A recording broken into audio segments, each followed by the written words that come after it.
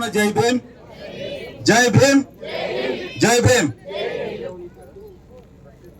आपल्या सर्वांचेच आदर्श तथागत भगवान बुद्ध, बोधिसत्व डॉक्टर बाबासाहेब आंबेडकर, त्रिरत्न बौद्ध महासंघाचे संस्थापक मुरुगन संघरक्षित जी या महामानवांना प्रथमतः मी वंदन करतो. या महान सोहळ्यासाठी जी मान्यवर मंडळी या ठिकाणी उपस्थित झालेली होती, परंतु काही महत्वाच्या कामानिमित्ताने त्यांना जावं लागलेलं आहे. त्यामध्ये या कार्यक्रमाचे उद्घाटक आयुष्यमान दशरथरावजी लोहबंदे, माजी जिल्हा परिषद सदस्य नांदेड, प्रमुख उपस्थितीमध्ये माननीय डीजी चंदन फुले साहेब, माननीय वेंकटराव लोहबंदे साहेब, माननीय गौतमजी काळे साहेब, माननीय अनिल शिरसे सर, माननीय उत्तमराव बनसोडे साहेब, माननीय राजू घोडके सर, माननीय किशनराव विठ्ठलराव ओनाळे सर, माननीय डॉक्टर एलियास वाघमारे साहेब, माननीय सदाशिवराव बनसोडे साहेब व माननीय मोहनराव कांबळे साहेब.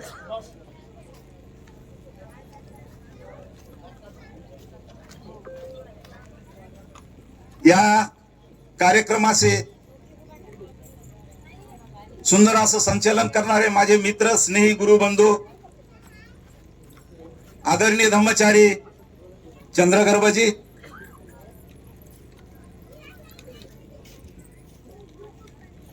ह्या कार्यक्रमाचे ज्यांनी अहोरात्र अशी मेहनत करून हा सगळा जो खटाटोप, हा जो कार्यक्रम, हे जे केंद्र, ही जी जागा, ज्यांच्या मेहनतीतून कष्टातून त्यांनी निर्माण केलेली व त्यांची टीम, असे ते आदरणीय धम्मचारी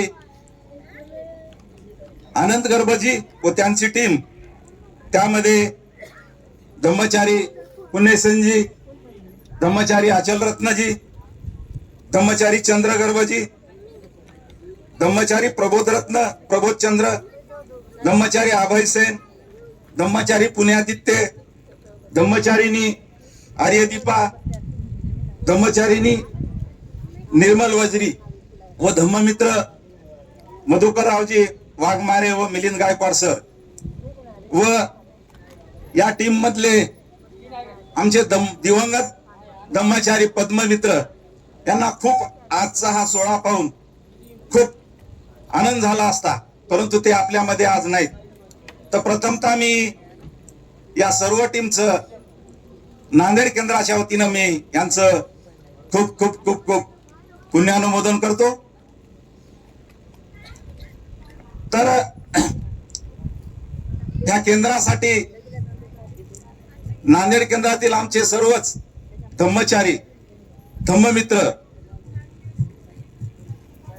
सर्वांनी जेवढ्या पद्धतीनं, ज्या पद्धतीनं मदत करता येईल तेवढी मदत नांदेड केंद्राच्या वतीने केलेली आहे.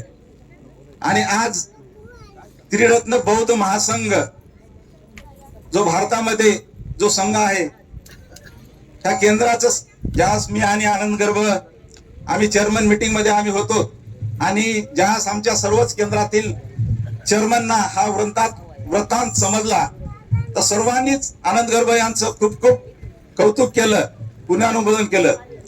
कारण अल्पावधीतच त्यांनी एक आश्चर्य करणारी बाब या ठिकाणी घडवून आलेली आहे. आणि खरं म्हणजे त्रिरत्न बौद्ध महासंघामध्ये एखादं केंद्र निर्माण करणं एवढी सहज आणि सोपी बाब नाही. सर्वांनाच विश्वासात घेऊन सगळं काही सामंजस्याने मैत्री भावानं हे सगळं घडवून आणावं लागतं. आणि त्या पद्धतीनं आनंद गर्भ आणि आमची टीम नांदेड केंद्र यांनी आम्ही हे सगळं त्यांना आम्ही मदत करून हे सगळं या ठिकाणी आज जे काय वैभव आहे ते आपणास आपण हे वैभव पाहत आहोत. त्रिरत्न बौद्ध महासंघ हा जागतिक महासंघ आहे. जगामध्ये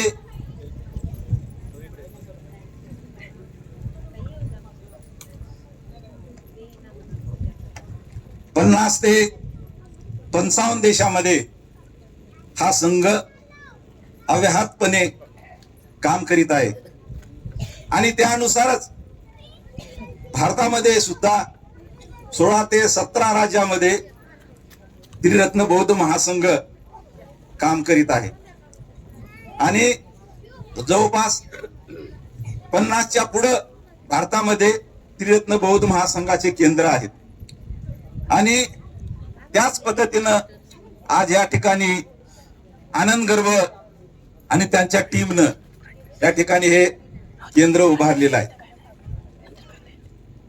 त्रिरत्न बौद्ध महासंघाच्या संबंधाने जर बोलायचं असेल तर त्रिरत्न बौद्ध महासंघाचं जे प्रमुख काम आहे, मुख्य जे काम आहे, धम्म प्रचार आणि प्रसार करणं आहे. आणि सोबतच ह्या संघामध्ये ज्या काही सामाजिक प्रकल्प आहेत, सामाजिक ऍक्टिव्हिटीज आहेत, त्या पण या ठिकाणी राबवल्या जातात. त्याचा मी पूर्णपणे या ठिकाणी उल्लेख करणार नाही. महिलांची विंग, पुरुषांची विंग, अशा वेगवेगळ्या विंग आहेत. त्रिरत्न बौद्ध महासंघामध्ये कोणीही नेता नाही किंवा लीडर नाही. तर त्रिरत्न बौद्ध महासंघ जो आहे त्याच्या वेगवेगळ्या विंग आहेत. त्या विंग आहेत, त्याच्या स्टँड आहेत. त्या स्टँड, त्या विंग त्रिरत्न बौद्ध महासंघ चालवत असतो. आणि त्या पद्धतीनं एकमेकाशी असे कनेक्शन असल्यामुळं अगदी सामंजस्यानं, मैत्रीभावानं हा संघ मोठ्या प्रमाणात फोपावत आहे, पुढे जात आहोत, धम्मप्रचार आणि प्रसार करीत आहे. आणि भारतामध्ये सुद्धा त्याच पद्धतीनं संघाचं काम चालू आहे. त्रिरत्न बौद्ध महासंघाच्या बाबतीत बोलायचं झालं तर बोधिसत्व डॉक्टर बाबासाहेब आंबेडकरांना एक आदर्श समाज, एक नमुना, एक उदाहरण बाबासाहेबांना ते सादर करायचं होतं. बाबासाहेबांनी आपल्याला खरं म्हणजे आव्हान केलेलं आहे की तुम्ही उत्तम रीतीने, चांगल्या प्रकारे धम्माचं आचरण केलं पाहिजे. अन्यथा किंवा बाबासाहेब हे पण बोललेले आहेत की जर तुम्ही नीटपणे, उत्तम रीतीने धम्माचं जर आचरण केलं नाही तर महारामांगाने हा धर्म बाटवला, ही वेळ तुमच्यावर येणार आहे. आणि म्हणून खरंच त्या बाबासाहेबाच्या शब्दाला आपण सगळेच जण प्रमाण मानून आपण सगळेच धम्मप्रचार आणि प्रसाराचं काम करीत आहोत. केवळ त्रिरत्न बौद्ध महासंघच माहित नाही, मी आदरणीय बौद्ध महासभा असेल, आदरणीय भिक्खू संघ असेल, सर्वच जण बौद्ध धम्माच्या प्रचाराने बऱ्याच काही संघटना आहेत. आणि त्याच पद्धतीनं त्रिरत्न बौद्ध महासंघ सुद्धा धम्मप्रचार आणि प्रसाराचं काम करत आहे. मग बाबासाहेबांना आदर्श समाज, कोणता आदर्श समाज हवा होता, कोणता आदर्श समाज बाबासाहेबांना पाहिजे होता, त्यासाठी बाबासाहेबांनी कशाचा आधार घेतला होता, कोणत्या गोष्टी बाबासाहेबांनी सांगितला होता की हे जर केलं तर तो आदर्श समाज असेल किंवा तो नमुना असेल. तर बाबासाहेबांनी सांगितलं, आताच एक मान्यवर बोलून गेलेले आहेत, बाबासाहेबांना समता, स्वातंत्र्यता, बंधुता, न्याय, मानवता, अहिंसा ह्या तत्वावर आदर्श समाज हवा होता. आणि बाबासाहेब त्यासाठीच म्हणले, जर ह्या पद्धतीनं तुम्ही जर वागत गेलात, अनुकरण करीत गेलात, आचरण करीत गेलात तर नक्कीच पूर्ण भारत बौद्धमय होईल आणि तुमच्याकडे पाहून ते अनुकरण करतील. आणि म्हणून तुम्हाला एक नमुना बनायचे, एक आदर्श बनायचंय, एक उदाहरण बनायचंय. आणि हेच काम त्रिरत्न बौद्ध महासंघ वेगवेगळ्या विंगच्या माध्यमातून त्रिरत्न बौद्ध महासंघाचं काम अव्याहतपणे आज चालू आहे. तर त्यामध्ये भंतेनी एक 3 बाबीची त्यासाठी एक निर्मिती केलेली आहे. तर समता, स्वातंत्र्यता, बंधुता, न्याय यावर आधारित समाज निर्माण करण्यासाठी, कारण उर्गेन संघरक्षजी यांनी बाबासाहेबाचा दृष्टिकोन उचललेला आहे. त्यामध्ये त्यांनी एक 3 बाबीची निर्मिती केलेली आहे. त्याला 3C म्हटल्या जातं.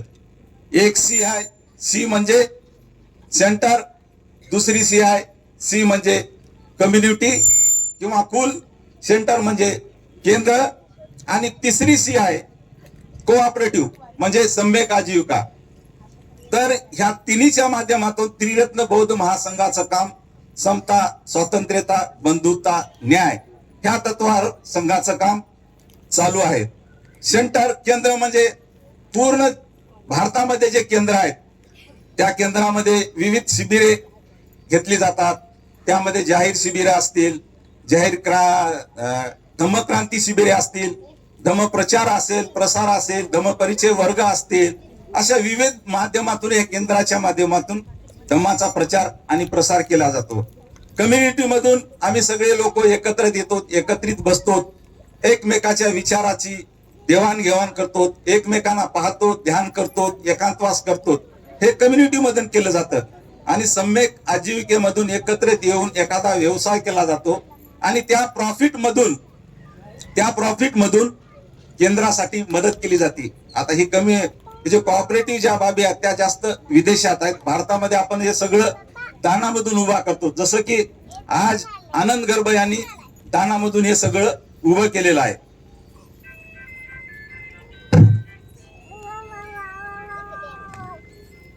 तर अशा पद्धतीनं बाबासाहेबांना अपेक्षित असणारा संघ भंतेनी निर्माण केलेला आहे. आणि याच्यामधला जो महत्वाचा जो भाग आहे तो आहे धम्मचारी. बाबासाहेबांनी ज्या 14 ऑक्टोबर 1956 ला ज्यावेळेस धर्मांतर केलं, तर त्यावेळेस बाबासाहेबांनी फार महत्वाचे असे 3 बदल घडवून आणलेले आहेत. त्यामध्ये बाबासाहेबांनी पारंपरिकरित्या दीक्षा घेतली, परंतु पारंपरिकरित्या बाबासाहेबांनी दीक्षा दिलेली नाही.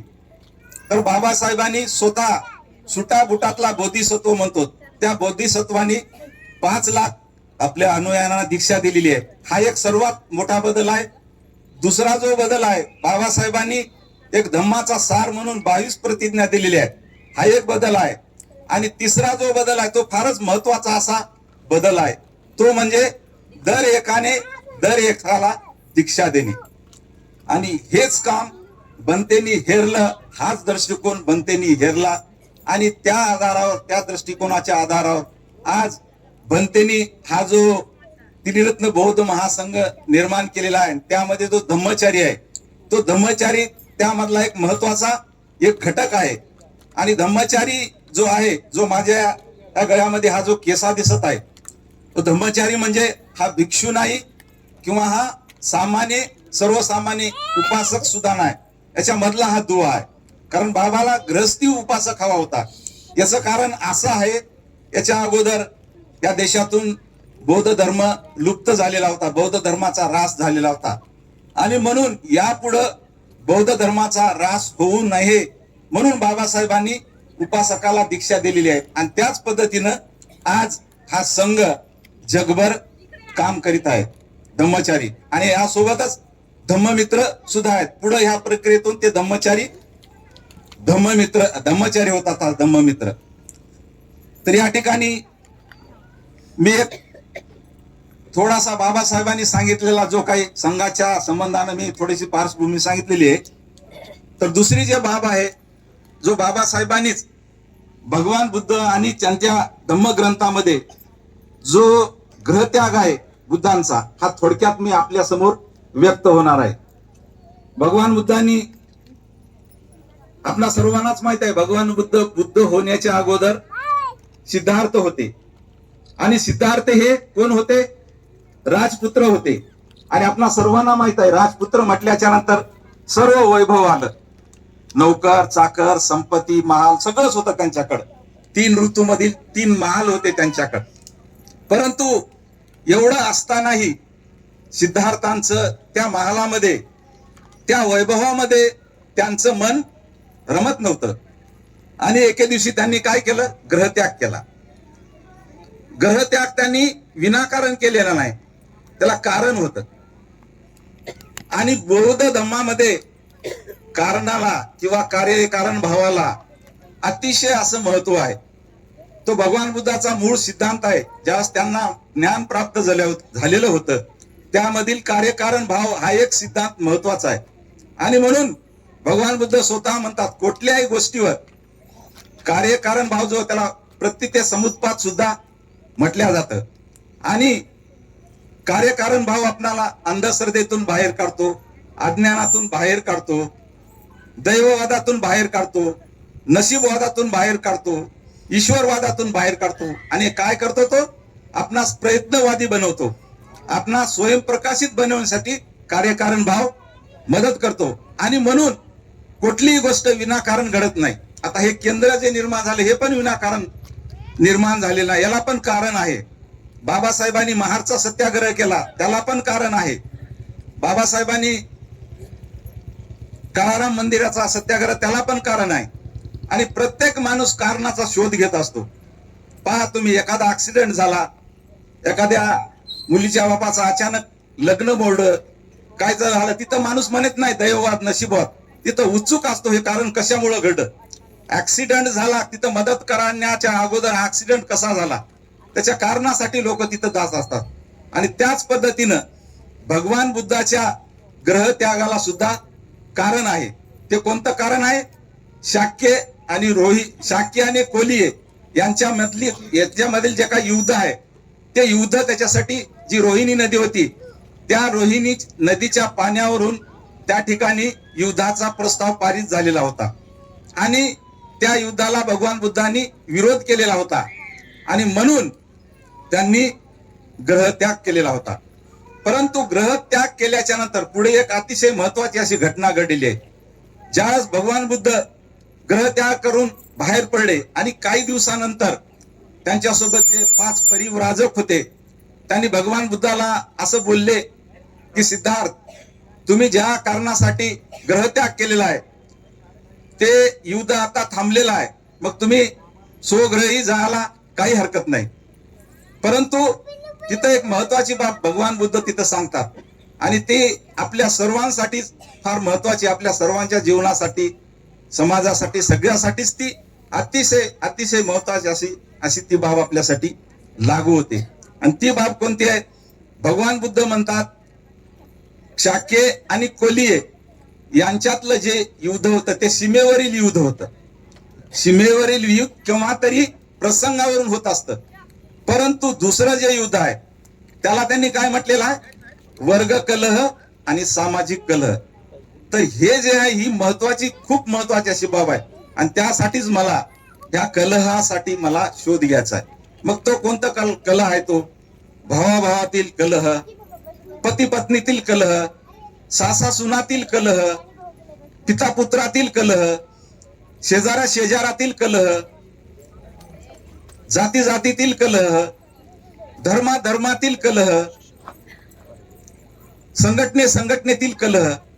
आणि हे जे युद्ध आहे याचाच मला शोध घ्यायचा आहे. आणि ज्यास भगवान बुद्धांना त्याचा शोध लागलेला आहे त्यामध्ये ते काय म्हणतात, इथं महत्वाची बाबत आहे, मी प्राथमिक लेवल सांगावं. याच्यात सर्वात महत्वाचं कारण काय, या युद्धाचं कारण काय, भावाभावातील युद्ध, पती पत्नीतील युद्ध, सासा सुनातील युद्ध, पिता पुत्रातील युद्ध, शेजाऱ्या शेजाऱ्यातील. याचं कारण आहे मी माझ्यामुळं, म्हणजे अहंकार, इगो, यामुळे हे युद्ध होत असतात. आणि हा मी कशामुळे निर्माण होतो, मग हा जो मी आहे, आपल्या मनाचे जे काय 5 विषारी प्रवाह आहेत, मनामध्ये जे 5 विषारी प्रवाह आहेत त्यामध्ये तृष्णा आहे, द्वेष आहे, संताप आहे, अज्ञान आहे, शंका कुशंका आहे, अहंकार आहे, घमेंड आहे, गर्व आहे, पोकळ गर्व आहे आणि दृष्टिकोन आहे. यामुळं हे युद्ध होतात. यामुळं हा जो कलह आहे तो कलह होत असतो. आणि ह्या 5 विषारी प्रवाहामुळं माणसामध्ये 2 बाबी निर्माण होतात. ह्या 5 विषारी प्रवाहामुळं एक माणूस अस्थिर होतो आणि दुसरी बाब नकारात्मक होतो. आणि अस्थिर आणि नकार आत्मेमुळं ह्या सगळ्या गोष्टी घडतात. आणि म्हणून अस्थिरतेवर भगवान बुद्धांनी जो उपाय सांगितलेला आहे तो उपाय आहे आनापानसती ध्यान. आणि नकारात्मकतेवर जो भगवान बुद्धांनी उपाय सांगितलेला आहे तो म्हणजे मैत्री भावना ध्यान. ज्यावेळेस आपण आनापानसती ध्यान करतो त्यावेळेस आपण अस्थिरतेतून स्थिर होतो, शांत होतो, एकाग्र होतो. जसं शेतकरी एखादा चाऱ्याचा भारा ढिला तो भारा बांधल्याच्या नंतर ज्यावेळेस तो घरी घेऊन जातो तो चारा त्याचा घरापर्यंत जात नाही का? तो चारा जो आहे तिने ढिला बांधलेला असतो. परंतु तोच चारा त्याने जर आवळून बांधला तो घरापर्यंत जातो. म्हणून आनापानसती ध्यान आपणास आवळून बांधण्याचं काम करते. आनापानसती ध्यान मध्ये एकत्र ठेवते, शांत ठेवते. आणि दुसरा एक या ठिकाणी मी दुसरे एक उदाहरण देतो. जे पाण्याचा पाठ आहे, पाण्याची गती आहे, ज्यास आपण त्याचे वेगवेगळे पाठ करतो तर तो फोर्स कमी होतो. आणि ज्यास एका दिशेने जातो त्यास फोर्स गती फुल राहते. तसंच आपण वेगवेगळ्या विचारात, वेगवेगळ्या ध्येयानं, वेगवेगळ्या उद्देशानं झपाटलेले असतो. आणि मग काय होती? एक ना धड भाराभर चिंध्या अशी अवस्था होती. म्हणून भगवान बुद्धांनी आपणाला प्रथम उपचारात आनापानसती हे ध्यान सांगितलेलं आहे. त्यामुळे आपण स्थिर, शांत, सुखी व्हायला लागतो. आणि दुसरं जे ध्यान आहे मेता भावना ध्यान. मेता भावनेमुळे आपण सकारात्मक होतो, पॉझिटिव्ह होतो. आपण जसं की शेतातलं ते पीक जे आहे ते पीक कशामुळं नाश पावतं? तणकटामुळं. ते शेतातील पिकाचा जसं तणकट नाश करतं तसंच आपल्या मनाचा नाश जे आहे हे तणकट आहे. तृष्णा, अहंकार, द्वेष, लोभ हे आपला नाश करीत असतात. आणि मैत्री भावनेमुळं हे विषारी प्रवाह आपल्यामधून निघून जात असतात. आणि हे उपाय भगवान बुद्धांनी सांगितलेले आहेत. आणि हेच आपण या ठिकाणी जे मैत्री ध्यान साधना केंद्र आहे या ध्यान साधना केंद्रामधून आपण आनापानसती ध्यान आणि मैत्री भावना ध्यान करून आपण आपला विकास करीत करीत करीत करीत करीत आपण बोधीची पण प्राप्ती करू शकतो. आता आम्ही हे सगळे लोक सगळे खूप वाईट परिस्थितीतून बऱ्याचपैकी विविध कलहातून आलेला. आता माझं जर उदाहरण घ्यायचं झालं तर मी खरं म्हणजे तसं मी जन्मानं बौद्ध नाही, आता त्यांनी सांगितलेलं आहे चंद्रगर्भ यांनी. परंतु नाही झाला, पण आता मी बौद्ध आहे, 100% मी बौद्ध आहे. आता तुम्हाला खात्रीनं सांगतो तसा माझा जन्म, पूर्वीचा माझा जन्म हा मातंग समाजामध्ये झालेला आहे.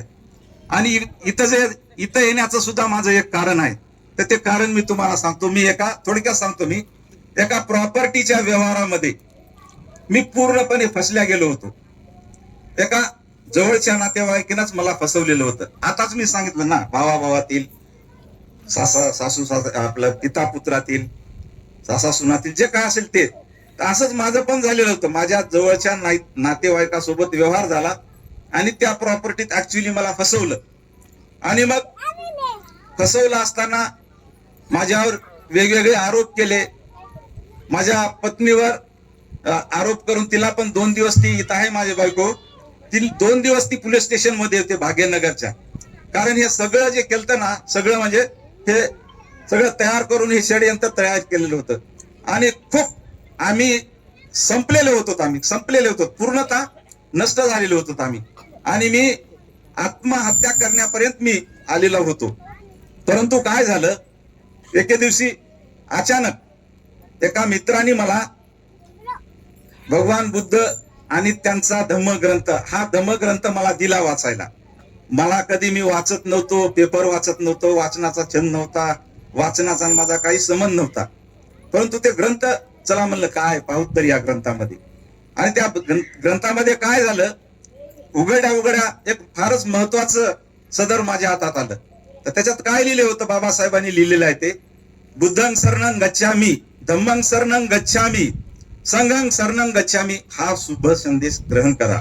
आणि काय व्हा, सुखी व्हा, आनंदी व्हा, दुःखमुक्त व्हा. हा संदेश कोणासाठी आहे? बाबासाहेब सांगतात त्यात, दीन दलित पीडित असं हे ताणलेले, भागलेले, थकलेले. आणि याच्या पुढचा एक शब्द फार महत्व आहे, ज्यांचं कोणीच नाही त्याच्यासाठी बुद्धाचा धम्म आहे. अरे बापरे, त्यास माझं खरंच कोणी नव्हतं. मित्र नाही, माय नाही, बाप नाही, भाऊ नाही, गण नाही, गोत नाही, कोणीच नाही. मला असा प्रकाश पडला माझ्या अंतःकरणात पूर्णपणे. आणि मग तो ग्रंथ काय झाला, मग मला त्या दिवशी लो बीपी झाला माझा तो पूर्ण वाचल्याच्या नंतर. आणि हळूहळू मग मी थोडा शांत झालो. शांत झाल्याच्या नंतर मग ग्रंथ हळूहळू वाचायला लागलो. आता पूर्वी मग बाबासाहेब घरात ठेवता येणार, भीती वाटायची काय म्हणतील काय नाही. खरंच तशीच कंडिशन. मग बाबासाहेबाचा मी काय केलं, मग आम्ही देव धर्म सगळे मानायचे, सगळे देव गिव सगळे घेतले, तिकडे नेले पलीकडं, त्यांना स्वाहा केलं. बाबासाहेबाचा फोटो आणला, बुद्धाचा फोटो आणला आणि आम्ही त्यांचं दर्शन घ्यायला लागलो. देवासारखं दर्शन घेत राहिलो, ग्रंथ वाचत राहिलो, पुढं पुढं जात राहिलो.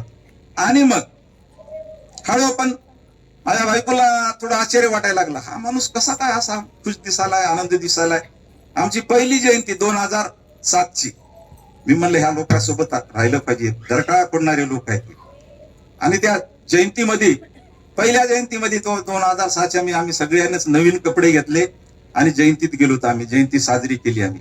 पण असं करीत करीत मग आता ती स्टोरी सांगत नाही, मला एक पत्र पडलं माझ्या हातात त्रिरत्न बौद्ध महासंघाचं शिबिराचं.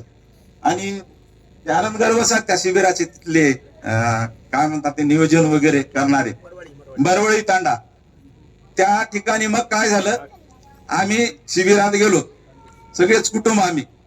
आणि आम्ही पहिलं मी वर्गाला पण थोडं थोडं जात होतो, पण आम्ही काय केलं, सगळे वर्गाला गेलो होतो आम्ही. 2 मुलं 1 मुलगी, बायको, ठांगलेले असेच आपले, बराबर काय कपडे नाही काय नाही, दुःखात सगळे पीडित, पण थोडस सावरलं होतं. मग काय झालं, त्या शिबिरामध्ये आमची बायको ती म्हणली वेगवेगळं राहत म्हणले आपण.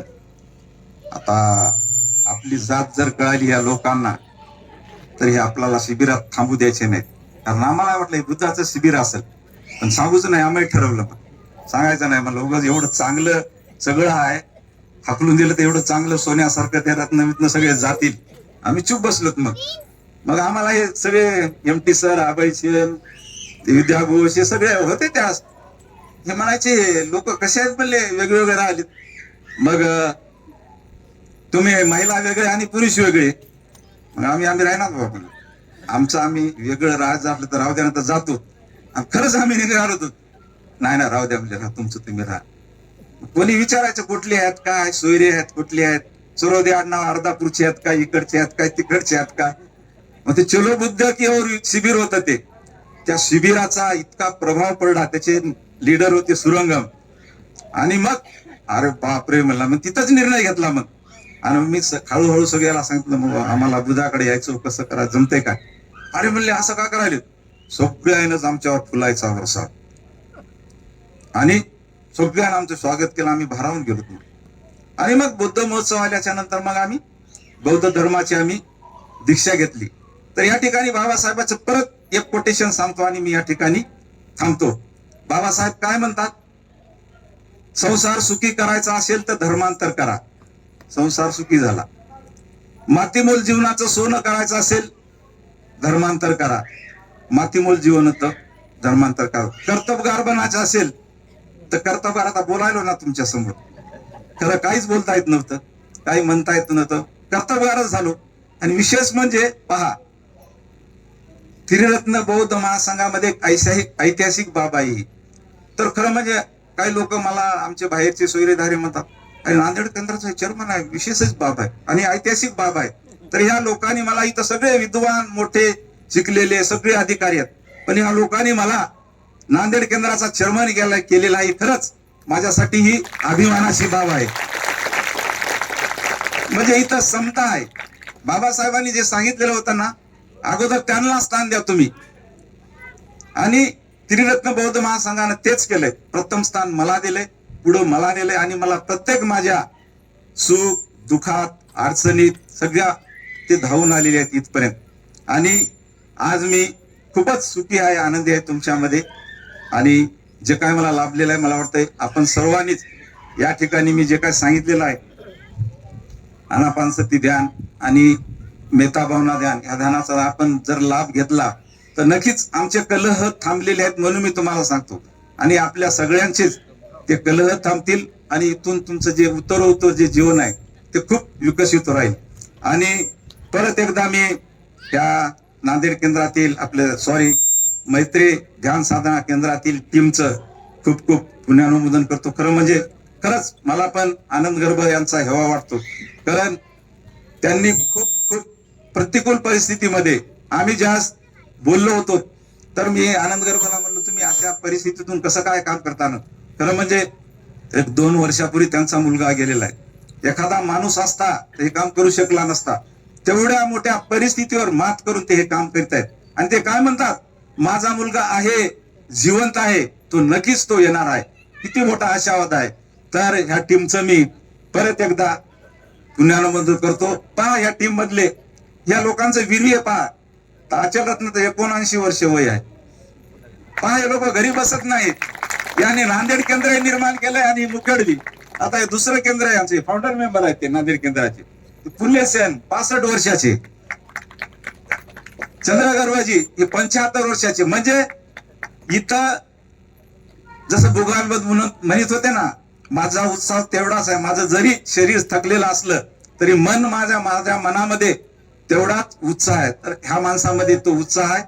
तर मला खूप शांतपणे आपण ऐकून घेतलेला आहे, माझा सन्मान केला आहे, त्याबद्दल मी परत एकदा आपल्या सर्वांचेच खूप खूप आभार मानतो, पुण्यानुमोदन करतो आणि या ठिकाणी थांबतो मी. जय भीम, जय भीम, जय भीम, जय भीम.